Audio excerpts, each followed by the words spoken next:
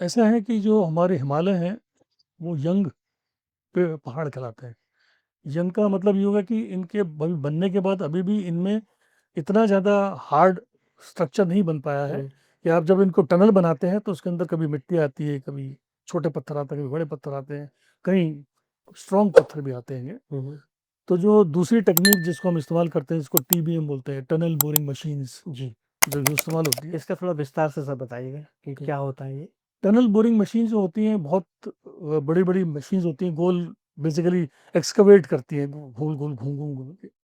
एक तो कॉस्ट बहुत हाई है, करीब 300 से 400 करोड़ के आसपास की एक मशीन ही मशीन आती है। दूसरा ये है कि अगर एक तरह का स्ट्रक्चर है फिर तो आराम से काटते हुए जा सकते हैं, क्योंकि ब्लेड है, जी। एक तरह का आइटम काट सकती हैं।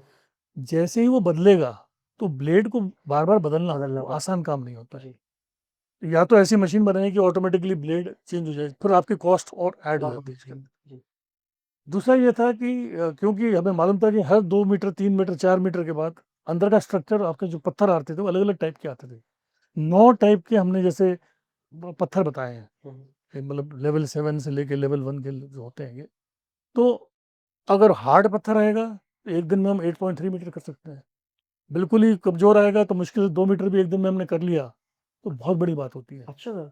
तो इसको देखते हुए एक नया मेथड था जिसका नाम था New Austrian tunnelling method, NATM बोलते हैं इसको। जी। ऑस्ट्रियन इसलिए बोलते हैं कि ऑस्ट्रिया ने इसको इजाद किया था।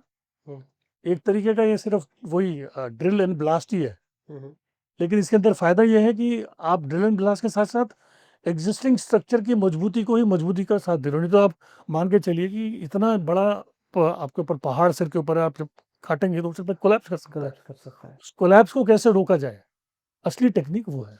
उसके अंदर पूरा मेथड है करने का, कि आप इतने करेंगे तो किस तरह की आप सपोर्ट सिस्टम प्रोवाइड करेंगे।